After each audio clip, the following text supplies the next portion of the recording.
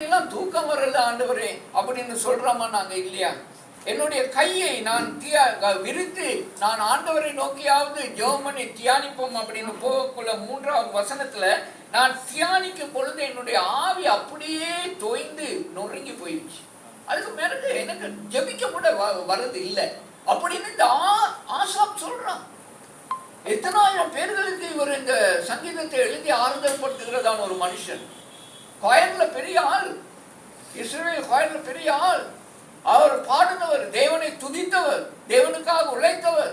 இந்த மனுஷன் சொல்றான், என்னால தாங்க முடியாத வேதனைக்குள்ளாக இரவு ஆபத்து, ஆண்டவரே ஆபத்து நாளில் உங்களை தேடுறேன், என்னுடைய இரவிலும் என்னுடைய கை தளராமல் விரித்து கொண்டு இருக்கிறான். தூங்குறான் கூட இல்லை, தூங்குறான் கூட இல்லை. அருமையானவர்களே, மக்கள் அப்படித்தான் பாடுபட்டாங்க தெரியுமா? அப்படித்தான் பாடுபட்டாங்க. கிதியோன் என்கிறதான மனுஷன் எங்களுக்கு தெரியும். நியாயாதிபதிகள் புத்தகத்துல வாசிக்க வேண்டியதில்லை. 6வது அதிகாரத்துல தேவ தூதனிடத்துல சொல்றான், தேவன் இருந்தா நாங்க ஏன் இவ்வளவு கஷ்டப்படுறோம்? எங்களுடைய மக்கள் எல்லாம் வீடுகளை விட்டு விட்டு நாங்க மலையில போயிட்டு பதுங்கி இருக்கிறோம், கெபிகள்ல பதுங்கி இருக்கிறோம். எல்லாத்தையும் மிதியானியர் தூக்கிட்டு போறாங்க. தேவன் எங்க இருக்கிறாரு அப்படின்னு சொல்லிட்டு அந்த கிதியோன், அந்த கிதியோன் தான் 40 வருஷமாக இஸ்ரவேலிய அரசாண்டான். அதுக்கு பிறகு அவன் நியாயாதிபதியாக வந்தான். ஹல்லேலூயா. எல்லாம் தளர்ந்து போனவங்க தான், எல்லாம் விழுந்து போனவங்க தான். நீங்க வட்டத்து வாசிக்க பார்த்தீங்கன்னா ஒரு மனுஷன் கூட அழாம தொய்ந்து போகாமல் விழாம ஆண்டவரை ஏன் எனக்கு இது அப்படின்னு கேட்காம இருந்ததே இல்லை. அருமையா தைரியப்படுங்க. ஏன்னா இந்த கூட்டத்தில் நாங்களும் சேர்ந்துட்டோம். அதுதான் பெரிய காரியம். நாங்க ஏதோ வேற எங்கேயும் இருக்கிற இல்லை, நாங்க தேவனுடைய கூட்டத்தில் சேர்ந்தவர்கள். தேவனுடைய கூட்டத்தில் நாங்கள் எல்லாரும் போகும்பொழுது வெளிப்படுத்தல் 21 அங்க கடைசியில நாங்க வாசிக்கிறோம். வந்து கேட்கிறாங்க, இந்த கூட்டம் எங்க இருந்து வந்துச்சுன்னு. பதில் வருது என்ன தெரியுமா? இவங்க மிகுந்த உபத்திரவத்தில இருந்து வந்தவர்கள், அவங்க அங்கேயே இரத்தத்தினாலே தோய்த்தவர்கள், இப்ப வெள்ளை உடுத்தி அல்லேலூயா பாடிக்கொண்டிருக்கிறார்கள். பரலோகத்துக்கு என்கிட்ட வந்துட்டாங்க. இவங்க பூலோகத்தில் இருக்கக்குள்ள அதிகமான துயரப்பட்டவங்க, என்னுடைய இரத்தத்தினாலே கழுவப்பட்டவங்க தான் இந்த கூட்டம் அப்படின்னு தேவனுடைய வார்த்தை வருது. அந்த கூட்டத்துல நாங்க சேர்ந்துட்டோம். நாங்க சேர்ந்தோம்னா அந்த பாதையில நாங்க போய்தான் ஆகும். நீங்க பயப்பட வேண்டாம். உங்களோடு தேவன் சொல்றாரு. நீ ஏன் அந்த விதமாக சொல்லிக்கிட்டு இருக்கிற? நான் இல்லையா? நான் இருக்கேன், நீ தனித்து விடப்பட்டவன் அல்ல என்கிறதாக சொல்றான். புதிய ஏற்பாட்டில் நாங்க வாசிக்கும் பொழுது யோவான் 5 ஒரு மனுஷன் 38 வருஷமாக அவனுக்கு வியாதி. உங்களுக்கு தெரியும் நல்லா. எத்தனையோ பிரசங்கங்களை கேட்டுட்டீங்க, சரியா? எத்தனையோ பிரசங்கங்களை கேட்டுட்டீங்க. அவன் இயேசு கிறிஸ்து அவன் 38 வருஷமாக அநேக வியாதிகள் வேதனையோடு படுத்துட்டு இருக்கான் அப்படின்னு சொல்லிட்டு அவன்கிட்ட போயிட்டு கேட்கிறாரு, சுகமடைய வேண்டும் என்று விரும்புகிறாயா? அவன் என்ன சொன்னான்? யாரும் இல்லை ஆண்டவரே, யாரும் இல்லை. எல்லாரும் சொல்றாங்க குளம் கலக்கப்படும் பொழுது நான் உன்னை பிடிச்சி தள்ளி விட்டுறேன், நான் அடுத்த முறை வர்றேன் வீட்டுக்கு, சரியா? நீ போயிரு. நீ எவ்வளவு காலம் உட்கார்ந்துகிட்டே இருக்கிற? பாவம், உன்னை பார்த்தவனே பரிதாபமா இருக்கு. இந்த முறை குளம் கலங்கட்டும், நான் உன்னையே தள்ளி விட்டுறேன். நீ அந்த தள்ளி விட்டு அந்த தண்ணி பட்டைக்கு நான் சுகம் கிடையாது. பேர்பட்ட வியாதினாலும் சுகம் கிடைச்சிருமா? யோவான் 5வது அதிகாரத்தை வாசிச்சு பாருங்க. இவனும் மிகவும் எதிர்பார்த்தலோடு காத்திருப்பான். தூதன் இறங்கி தண்ணீரை கலக்குவான். கலங்கினவன இங்க திரும்பி கூட அவன் சொன்னதும் மறந்துடுவான். இவனை திரும்பி கூட பார்க்க மாட்டான். புக்குன்னு எழுப்பி அவன் பாட்டுக்கு நடந்து போவான். இவன் திரும்ப இருக்கிறான், உட்காந்துக்கிட்டா, ஐயோ ஆண்டவர் எனக்கு இல்லையா? ஏசு சுவாமி வந்து அவங்கிட்ட கேட்கிறாரு, சுகமடைய வேண்டும் என்று விரும்புகிற வேற என்னத்துக்காக அங்க உட்காந்துட்டு இருக்கான். சில நேரத்துல ஆண்டவர் இப்படித்தான் எங்ககிட்ட கேட்பாரு.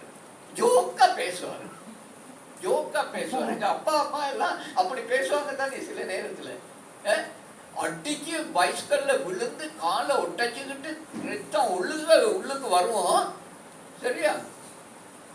எங்க பெரிய அக்கா நான் படிக்கும் பொழுது இந்த பைக்கில் விழுந்து இந்த பக்கம் அப்படியே பிக்கிட்டு போயிட்டு, சதையெல்லாம் இல்லை எனக்கு, அப்படி தூக்கிட்டு வராங்க. அக்கா தலையை தடவி கேட்குறாங்க, வலிக்குதா? என்ன ஜோக்கு இது? அப்படிதான் தேவன் சில நேரத்தில் கேட்பாங்க. வலிக்குதா? மிச்சம் வலிக்குதா? அப்படின்னு கேட்பார். ஆண்டவர் கேட்பார் இல்லையா?